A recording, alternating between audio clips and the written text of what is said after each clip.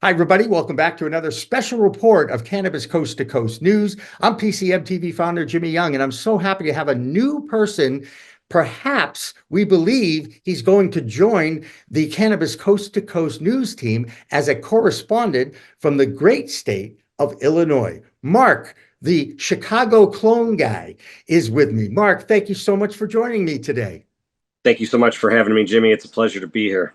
So how did you get into becoming the Chcago clone guy? Because when I think of Chicago, I think I'm a sports guy, so I think of the Bears and I think of the Blackhawks and the White Sox and the Cubs and all that, but I don't think about the clone guy. So how did you adapt and how did you embrace that brand? So it's a great question, and I'm glad you asked it because it's kind of interesting. In Chicago, everybody's got a guy for something.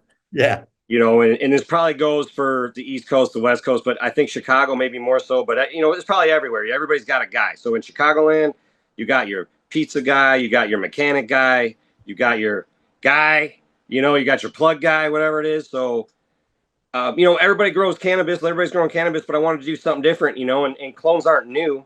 So I wasn't trying to reinvent the wheel. I just wanted to put a new box on it, and nobody is taking the title as, like the clone guy. There's the seed guys, there's the cannabis guy, there's the flower guy, you know what I mean? Like there's the shops you go to for the seeds, but I went to all these different grow shops to introduce myself, to let them know about what we were doing. And I just asked them, like, do you have a clone guy?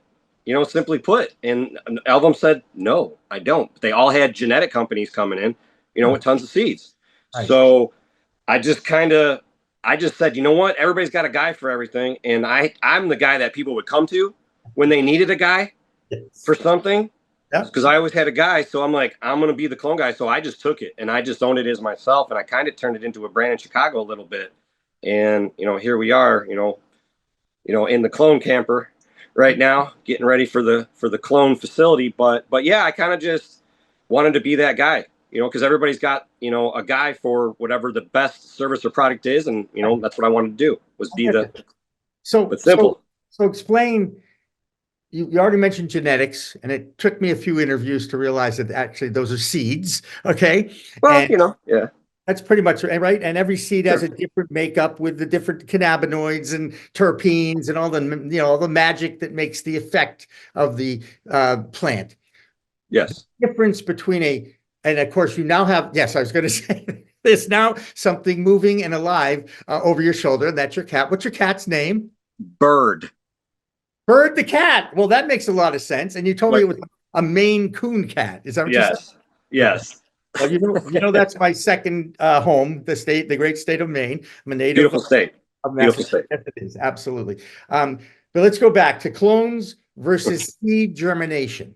So if I was a beginner grower, would you suggest to start with a clone or to start with Bounty Tells, germinating the seeds? Because that's how I know a lot of people that grow do it.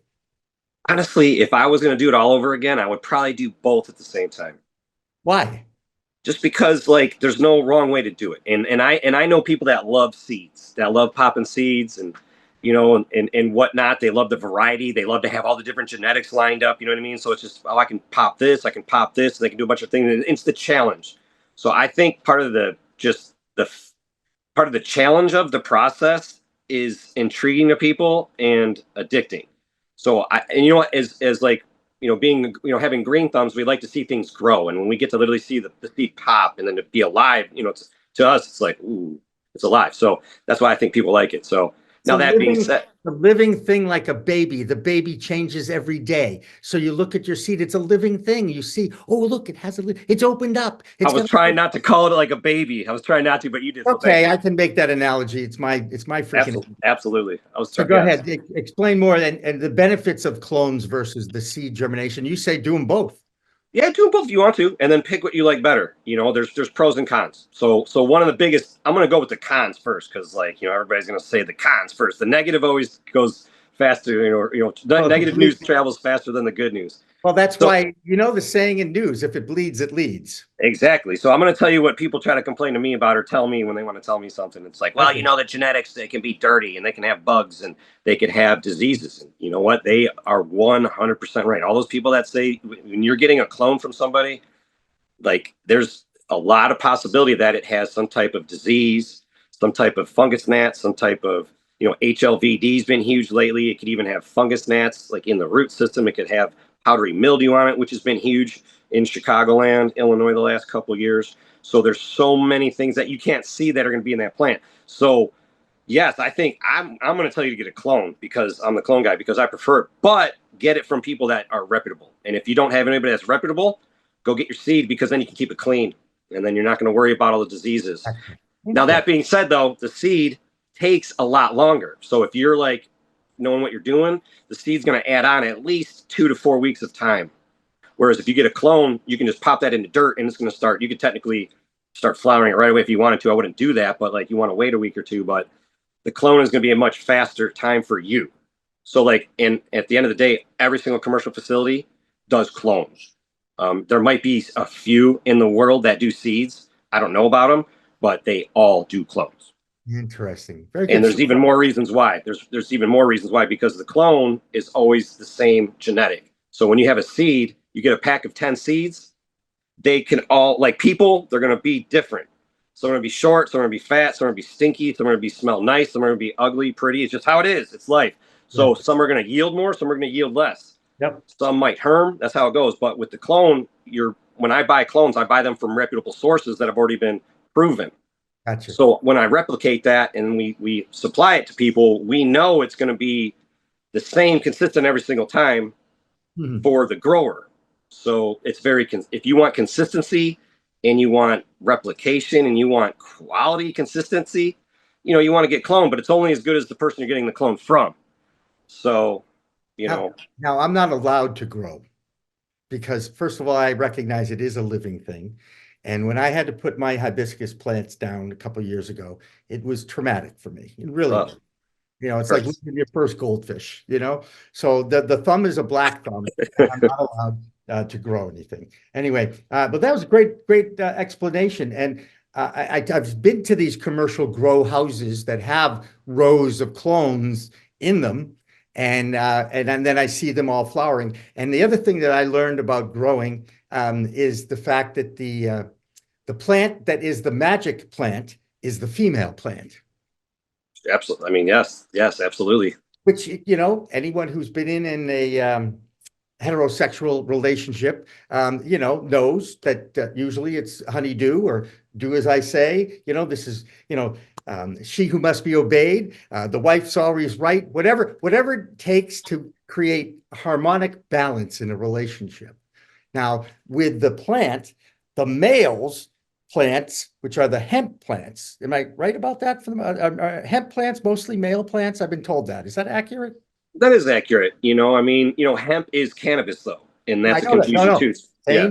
By the way, so, but yeah, our law enforcement, our leaders, and our the people who make the laws in our country need to understand that a little bit. Yeah, they need to understand it better. So the female plant produces the intoxicating buds, marijuana.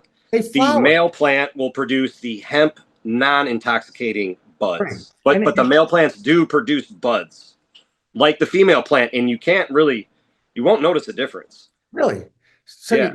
Okay. Well, all right. Well, now I'm really hard to because I thought I knew the difference between the male plant and the female plant. Now it's like, wait, if you showed me a bud of a male plant or a flower of a male plant and a flower of a female plant, I may not be, you can't, it's tough to tell the difference. Is that what you're saying? Well, yeah, I mean, I guess, but when you do fertilize them though, like when you do fertilize, then it'll create the seed, but like a male hemp plant, like a CBD plant, like a CBD flower. Yeah.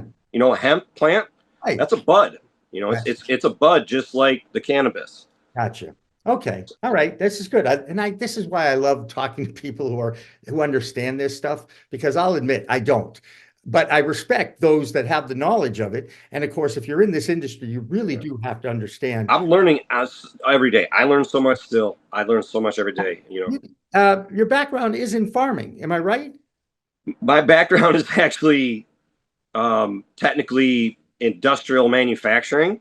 Okay. But I have a background in farming because my family has 5 generations of farmers in Thank you. Northwest Illinois, and I Gotcha. grew up going to the farm every summer and winter all the time working. And they were dairy farmers, cattle farmers, chickens, cows, crops, all that stuff too. So I grew up doing that. No wonder you're so Um, disciplined. Now what's I that? get that explains how disciplined, why you're so disciplined about your exercise routine and your body and your soul. And There, that is my something. mom would say certain things are discipline and certain things aren't. But All yes, right, all right. I have I'm definitely not perfect, but I definitely am disciplined in lots of things and trying to be better at more things. So absolutely. All right, Illinois, adult use state, lots of issues there. They couldn't get the social equity thing going right. There were lawsuits.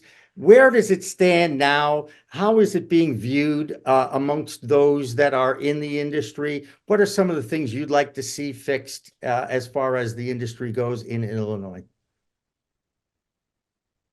What would I like to see fixed? I would like to see them become more timely with their processes and their protocols and but Not which I much. know is not so. Like, I know where I live. I live in and I'm born and raised next to O'Hare. So like I'm born, as you know, in one of the most, it's a machine Yeah. next to New York. Yeah.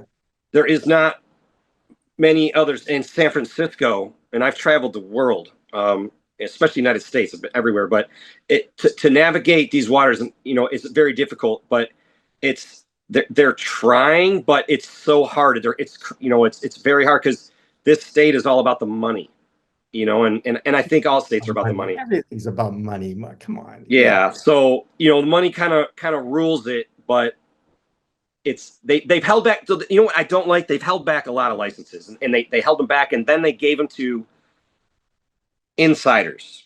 So that was a problem. Like, you were referring to that a little bit. I know what you were referring to. So that was about a year and a half ago, 2 years ago. Then they held them all back, and then they didn't release them.